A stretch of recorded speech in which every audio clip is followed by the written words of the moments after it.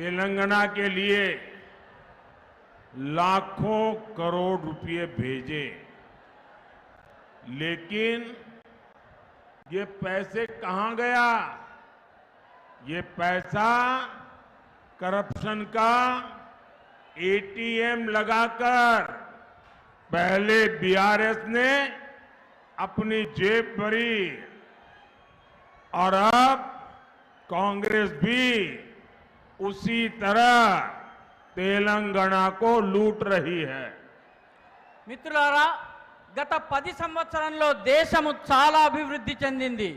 మేము కూడా తెలంగాణ కూడా ముందుకు వెళ్లేందుకు చాలా ప్రయత్నాలు చేశాము. 10 సంవత్సరాలుగా మేము తెలంగాణకు లక్షల కోట్ల రూపాయలు ఇచ్చాము, పంపించాము. కానీ ఆ డబ్బులన్నీ ఎక్కడికి పోయాయి?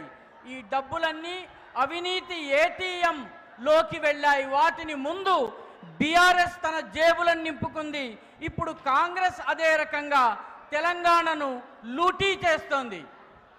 साथियों, कांग्रेस ढेर सारे वादे करके सरकार में आई थी, लेकिन सरकार बनते ही वो बीआरएस की फोटोकॉपी बन गई। बीआरएस ने जितना वर्षों में लूटा, कांग्रेस उतना भ्रष्टाचार कुछ महीनों में ही करना चाहती है। इंडस्ट्री की बात कहकर आई कांग्रेस ने यहां फेक वीडियो की मैन्युफैक्चरिंग की दुकान खोल ली है। कांग्रेस बीआरएस के कालेश्वरम स्कैम पर कलम तक हिलाने को तैयार नहीं है। जब से कांग्रेस आई, तेलंगाना में डबल आर टैक्स अलग से लग गया। दिल्ली तक में आप लोगों पर लगे डबल आर टैक्स की चर्चा हो रही है। మిత్రులారా, కాంగ్రెస్ అనేక వాగ్దానాలు చేసి అధికారంలోకి వచ్చింది. కానీ అధికారంలోకి రాగానే అది బీఆర్ఎస్ యొక్క జిరాక్స్ కాపీగా మారిపోయింది. బీఆర్ఎస్ అనేక సంవత్సరాల్లో ఎంత లూటీ చేసిందో కాంగ్రెస్ అంత అవినీతిని కొన్ని నెలల్లోనే చేయాలని చెప్పి ప్రయత్నం చేస్తోంది. పరిశ్రమల గురించి చెప్పి అధికారంలోకి వచ్చినటువంటి కాంగ్రెస్ ఇప్పుడు ఫేక్ వీడియోల పరిశ్రమను ఇక్కడ ఏర్పాటు చేసింది, దుకాణం తెరిచింది.